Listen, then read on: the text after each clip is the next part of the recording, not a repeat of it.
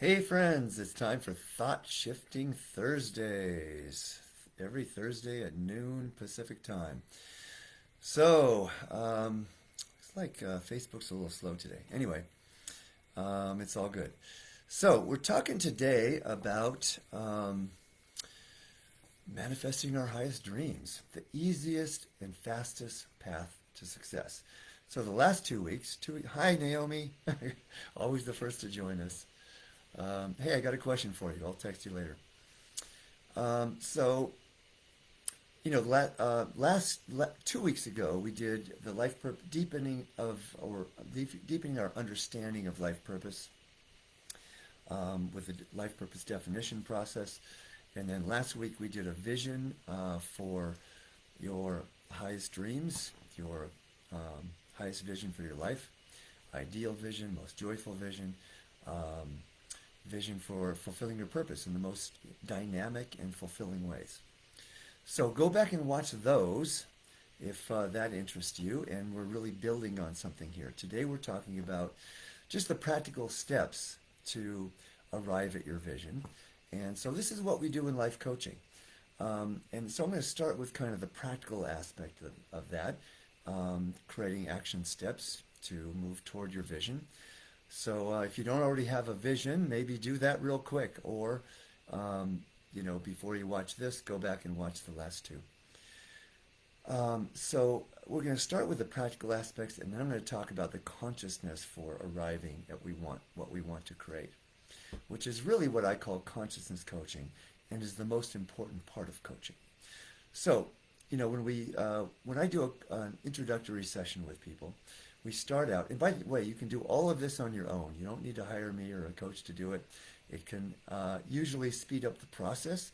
You can arrive at your vision faster if you have someone to support you to move forward, and accountability is helpful until you have the consciousness for what you want for your vision. So again, we're going to get to the consciousness of it, but most people start with the action steps, and accountability tends to help, right? So, hey, Jillian, good to see you too. Action steps. So, what I like to do with action steps, and again, get a sense of where you want to go. What is your highest vision for your life? And then let's create some action steps to move in that direction.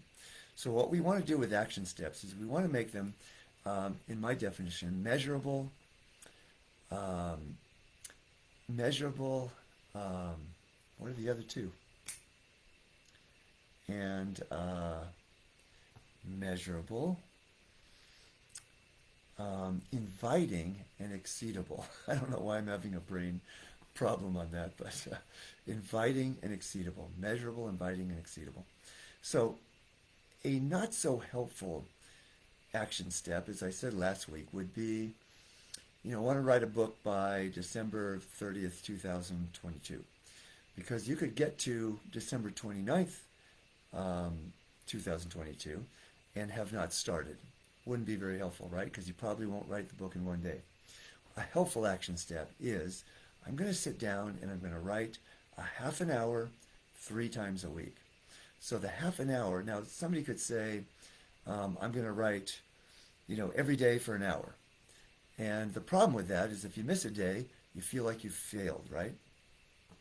So making it inviting and exceedable, that's why, what's the smallest amount that you could do, right? Well, you can absolutely commit, or ask it as a question, could you absolutely commit to a half an hour a day, 3 times a week? That feels inviting and exceedable, right? Because if you say 5 days or every day an hour, and you fail at that, you're probably going to give up, right? But if you say in a half an hour a day, 3 days a week, and you end up doing an hour one day, like I just did today, uh, that's actually mine is right a half an hour every 5 days a week. And I don't always succeed at that lately. It's been a busy time, but most of the time I do. And sometimes I exceed it. So today I went at least an hour, maybe longer, because I had a little bit of time and it was fun and I'm really enjoying it. So when we exceed our intention, that builds up psychological momentum. We want to do more. So if you do 4 days this week or an hour one of those days, I guarantee you, you won't be able to wait until next week to do even more.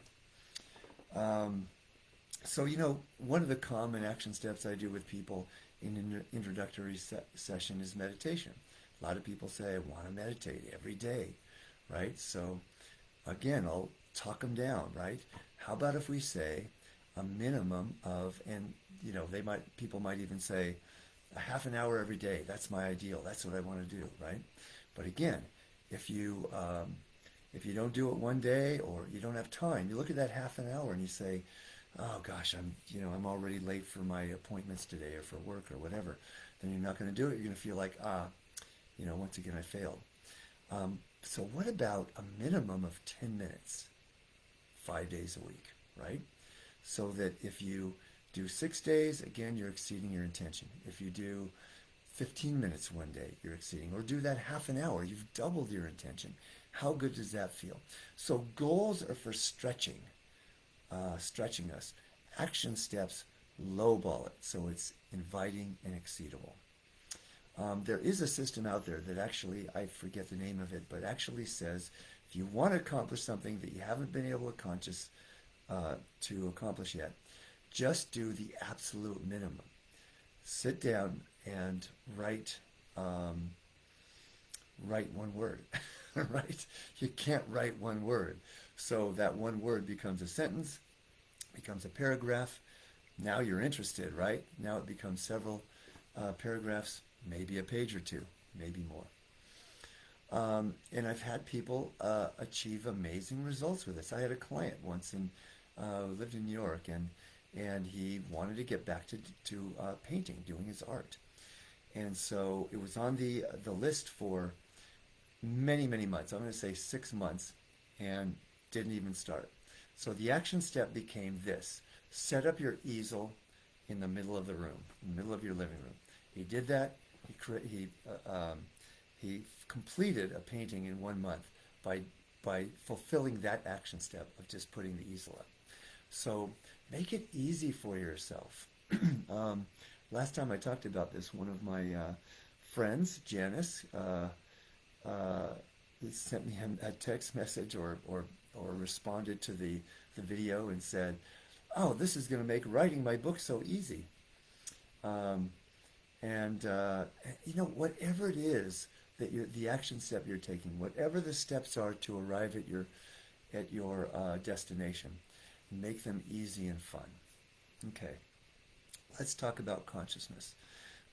So, the pivoting process, which I did a video on this several weeks ago. So go back and watch that if you find this interesting and want to focus on it more. So in the pivoting process, what we do is we create a measurement for our consciousness in various aspects of our life. Things that we want to accomplish, things that we want to shift, that we want to improve upon. And when people get above 50% focused on what they want has a funny way of finding them, okay? This is what I call consciousness coaching. When people get above 50% consistently, then the action steps, this is the fascinating thing. We no longer have to even create accountability on action steps because once one has the consciousness for what they want to accomplish, the appropriate, right, and effective action happens naturally, almost in all cases. Sometimes it doesn't. And I think I'm going to talk about, that reminds me to talk about doubt and fear, which comes up when we're moving toward our goals. So let's see. What do we want to do on consciousness? Maybe we'll close with a little meditation about it. Maybe I'll even guide you through the pivoting process once more, because it is the most important work that I do with people. So when people, this inspires me to define the difference between counseling or therapy and life coaching. And I train life coaches. As most of you know, I have a certification program, and it's training with me one-on-one. I used to do the training in a classroom situation. It's really interesting how this evolved too. So back in from, I don't know, 2004 to 2007. I would say I had a number of facilitators. We did the program in different classroom situations in different areas here locally in Ventura County. Um, Reverend Marilyn Miller was one of my trainers. Dr. Dennis Merritt Jones, some of you will remember, was one of our trainers. Susan Curtis was one, and it was a great program. And then 2008 hit, and the economy took a dive, and I couldn't find enough students to fill a classroom. So, but I still had some people that wanted to do the training. So I decided, you know what, I can do this one-on-one. So I created a 10-month program, 2 hours a month, and in each session, we would go over coaching strategies and techniques and practices, and then my student then would actually coach someone by phone or Zoom or in person if it was here, and I would supervise and give feedback. And so by the end of the 10 months, people would be certified, and what I found is it is the best way that I can train people. So what else did I want to say about that? So another interesting thing that happened organically as a result of doing it this way is, you know, in the classroom situation, students would coach each other for practice. But because we're doing it on one-on-one, they'd have to go out and find people to coach. Some people would start with family and friends. Some people, you know, I've had many psychotherapists go through the training. And that's interesting because psychotherapists would sometimes be more challenging for them to shift to the coaching model because it's very difficult for them to not give advice.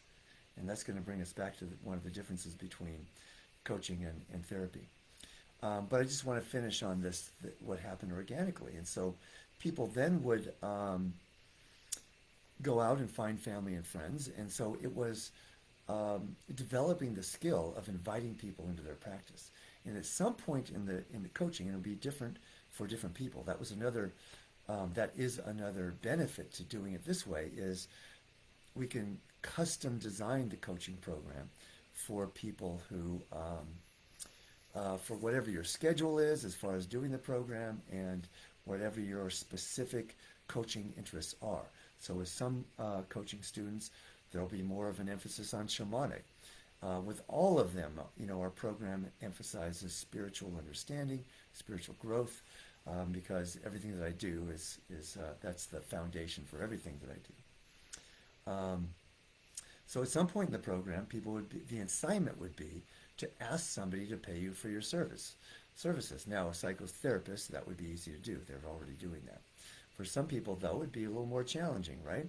And it could be as simple as just decide what the value is for me and just offer a contribution to, I've now decided I'm a professional and this is what you can pay me. And by the way, payment, as if you've watched any of my videos, you know that we see money not as money's the illusion. The real thing behind money is simply appreciation, right? And so that is how we like to do payment. What's the value? What's the level of appreciation that you have for the service? So what happens, and then the follow-up assignment to that is ask everyone who you are doing your practice coaching with to pay you. So that now, and they don't have to pay you, your assignment is simply to ask. And when people receive that first payment for their services, everything changes. Now you are a professional.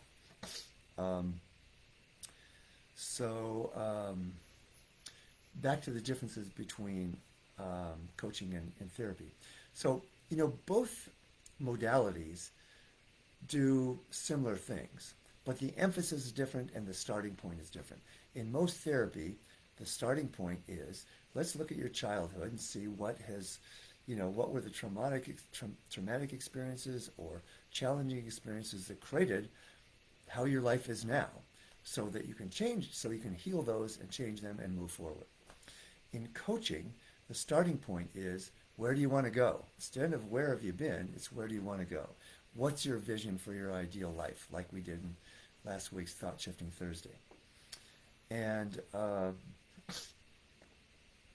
and so what I like about the coaching model better for most healthy people, and for some people, absolutely therapy is the most effective thing to begin with. And many people then move from therapy to coaching, right? But the reason, and I've done both, right? Because I'm trained as a counselor, I'm trained as a life coach, and been doing both for, you know, decades now. But what I like better about the coaching model, which is in perfect alignment with spiritual psychology, the kind of psychology I am trained in, or transpersonal psychology, as it was called back in the day, is that if you have a vision that you're moving toward, then challenges come up that stand in the way of reaching that vision. Then that's when we use our tools, our coaching tools, to then heal what has happened from the past that might be standing in the way of the future. And the incentive to heal it is much greater when you're on a path to arrive at your ideal life, right? Than if you're just feeling stuck in your life and you go back to look at what's, what you need to heal from the past in order to get unstuck, right? So the incentive is greater because we're moving toward a vision.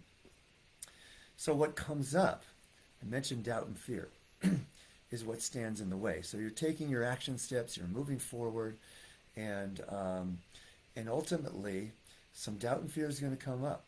I think I've talked about this in my videos before. One of my coach trainers years and years ago, Maria Nemeth, called it trouble at the border. And the closer you get to the border, the more trouble there is. So trouble is simply doubt and fear. And my take on it is what happens at the crossing of the border is a fundamental shift in identification of who I am. So at some point, I remember the moment that I was at the beach and I was walking through a parking lot, and I had a conversation with someone. I forget how it started, but they asked, "So what do you do?" And it was the first time I said, "I'm an author." And I had owned it in that moment, right? And so maybe that was the crossing of the border for me. So whatever it is that is your ideal vision for your life, and let's just focus on vocationally, because this is an easy way to do it. If it's a successful author, or a successful tarot card reader, or a successful acupuncturist, whatever it might be, at some point you will cross the border and say, "I am that. I have arrived," right? But the closer we get to let me back up a little bit. What I find is the common question behind every doubt and fear is, am I worthy of living? Am I worthy of that level of magnificence, right? What I call vocational ecstasy, to be paid well for what we love to do that makes the world a better place. Life purpose, just to give you a review, how I define it, is what we love to do that makes the world a better place. Vocational ecstasy is being paid well for what we love to do that makes the world a better place. So, of course, the answer to that question, am I worthy of that degree of magnificence, is yes. You agree? Of course you do. But the closer we get to that shift in identification, the border, the more those tapes come up from our past that say, "Oh, no, you're not." And so, the important thing to know about doubt and fear is this. It's a natural part of the process. Every single person who's living their dream has come up against trouble at the border, doubt and fear. And if they tell you they haven't, which I doubt that they would, they're lying, right? And so the important thing to know is that it's a natural part of the process. And so what happens when doubt and fear comes up for most people, most of the time, is this. It shouldn't be this difficult. It should be easier. It's not this hard for other people that are getting stuck from this doubt and fear. And so that is, obviously, that self-dialogue is not helpful at all. What is helpful is to encourage ourselves that this is a natural part of the, excuse me, part of the process. And the reason it's a natural part of the process is because what that doubt and fear comes up in order to be healed so that we can serve in more effective and more fulfilling and more empowering ways, right? If it didn't come up, the doubt and fear, and it didn't get healed, we would not be able to serve as effectively. So it is a positive thing. So when doubt and fear comes up, rather than judging it as being negative, recognize this is a wonderful thing. You know, Harv Eker, who I've been to a few, what do you call them, intensives with, says this in his book, in his lectures. If you want to be really successful, and he's talking about financial success, but I want to relate it to vocational ecstasy. If you want to be really successful, you better become comfortable with being uncomfortable. You better become comfortable with being uncomfortable. Because if we're not uncomfortable, it means we've reached a plateau. It means we're not pushing the envelope. When we're uncomfortable, we are pushing the envelope. We're expanding beyond our ring past knot, our comfort level. So, if that's the case then, anytime we're feeling uncomfortable, the reframe, or rather than judging that as being a bad thing, is this is a compass. This means I'm on the right path. Yes? Okay. So all that is related to the consciousness then of success. So I said we'd end with a meditation. I think we'll just end with that, and when I conclude, you can continue to meditate, to move on and meditate. And so this is it. So if you just got a text which took my attention away for a moment. So if you got some value out of this today, please like, please comment, please share. Last week we got a lot of views and a lot of shares. We really appreciate that because, you know, it's just about getting the message out. So, so here we go. So that's the way you can participate in spreading the message. So close your eyes. Take a deep, healing breath. Let's just do the vision. I'm gonna do it both ways. We're gonna do the pivoting and the vision. So, take a deep breath. Sink down into your heart. And tell me what is you really, really want for your life. The highest ideal in 7 words or less, ideally 1, because when it's 1, it becomes a spiritual quality. If you want to get a vision right now of your ideal life, and then just condense the energy of that down into 1 word or just a few words. What is that word, that quality, that phrase? How does it feel as you're focused on that quality, that word, that phrase? If it's not a really positive feeling, take another deep breath, sink even deeper into your heart, into the core of your being, and once again, describe what you really, really want. How does it feel as you describe this? And then the measurement process for the pivoting. What percentage of the time over the last, let's say 30 days, average day, have you been focused on what you just described for your life? Or something that feels as good as that? That's how the measurement works. And if your life is challenging you right now, the percentage is probably pretty low. What will it be like when it is above 50% if it's not already? Say 55% of the time focused on what you want whenever you're thinking about your life or any specific area of it. What will it be like when it's 75% of the time? Feels even better, right? What will it be like when 95% to 100% of the time, when you think about your life or specific elements of your life, you're focused on what you want. Simple secret to this is write it down every day. My life, percentage of time when I thought about my life or myself, was I focused on what I want. Percentage of time in a specific area, health, finance, relationship, was I focused on what I want. Let me know in a comment if you want. Give me your email and I'll send you a log sheet for logging the percentage of time. It's got a column for all the areas and a day of the month, and you just put a number in each day. So just continue if you want to imagine your vision for your life, and then if you haven't already through this video, then at the end of it, write down some action steps. The most important first steps to move in the direction of your life vision. And then follow up.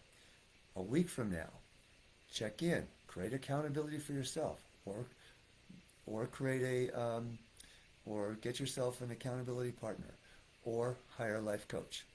Whatever you do, have fun with it all. All right. Bless you, my friends. Have a great rest of your week and a phenomenal weekend, and we will see you next week.